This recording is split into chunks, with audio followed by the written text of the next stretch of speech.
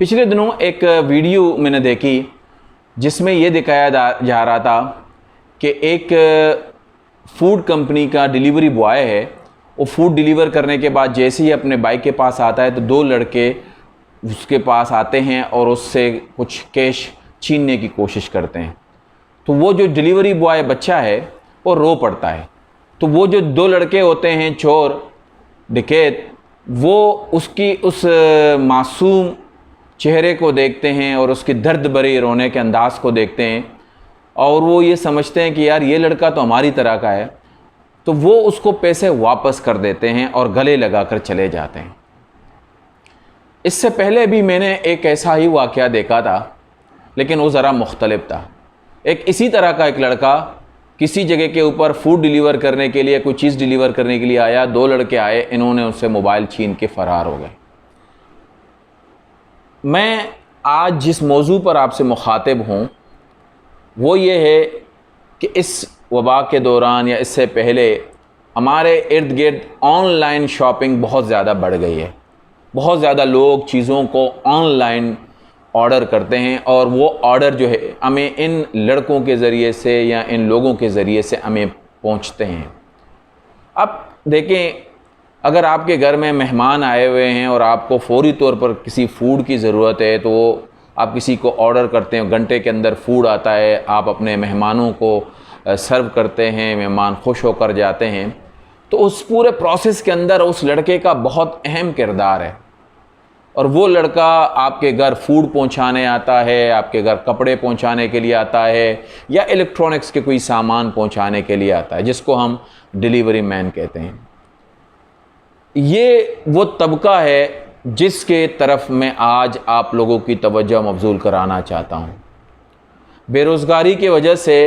سینکڑوں نہیں ہزاروں لوگ اب، اور آن لائن شاپنگ بڑھنے کی وجہ سے ڈیلیوری مین بن گئے ہیں۔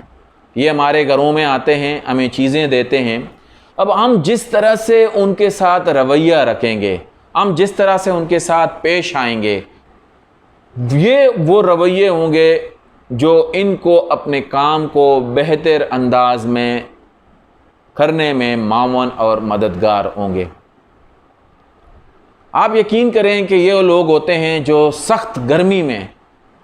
ایک پارسل پہنچانے کے 100 یا 120 روپیہ ان کو ملتا ہے، کبھی 80 روپیہ۔ آپ نے سوچا ہے سخت گرمی میں ایک شخص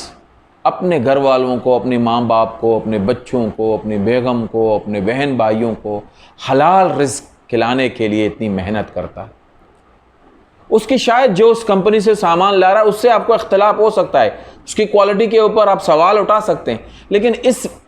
جو ڈیلیوری مین ہے اس کے تو سوال نہیں اٹھا سکتے۔ اس کے ساتھ ہم جس طرح کا برتاؤ کریں گے، میں آج آپ کو ایک بتاتا ہوں کہ زندہ قومیں کرتی کیا ہیں۔ چائنا نے جب کووڈ-19 کے بعد دیکھا کہ کون سے ایسے شعبے ہیں، ایسے پروفیشن ہیں جن کو ہمیں نے بہت زیادہ آگے بڑھانا ہے، ان کو عزت دینی ہے، ان کو پروفیشنلزم ان کے اندر لانا ہے، اس میں ڈرون فکسر کے ساتھ، آرٹیفیشل انٹیلیجنس ایکسپرٹ کے ساتھ، اور آپ کے یہ کورونا ایکسپرٹس کے ساتھ، میڈیکل نرسز کے ساتھ، on line order delivery man کو بھی اپنے ان 16 پروفیشن میں رکھا ہے، جو وہ اب نئے اپنے ریاست کے طور پر، اب ریاست اور حکومت مل کر اس پروفیشن کو آگے بڑھائیں گی۔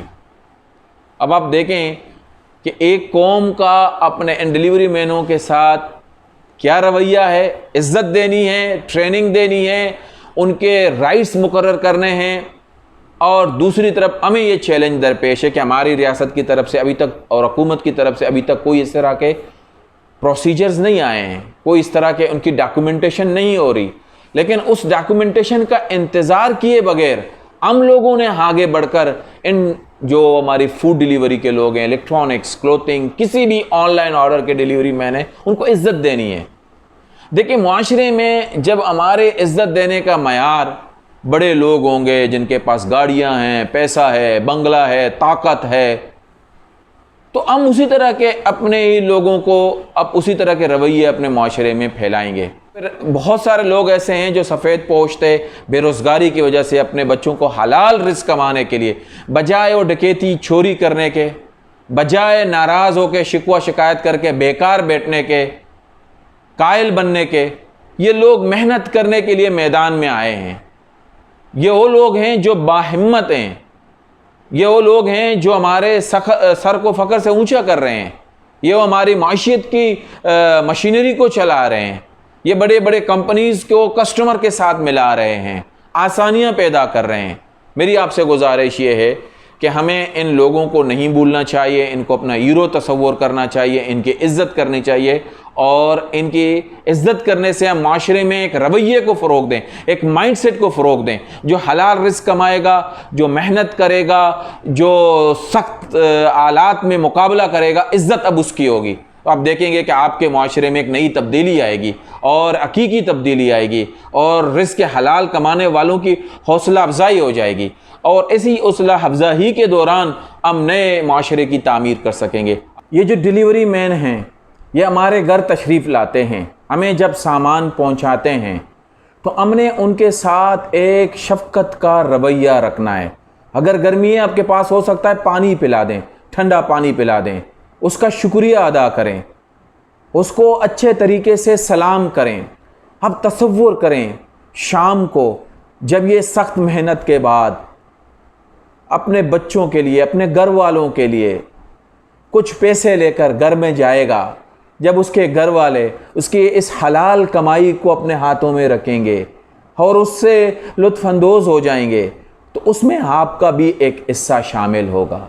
اچھے رویوں کو فروغ دینے میں آپ نے آج سے ہی یہ تہیہ کرنا ہے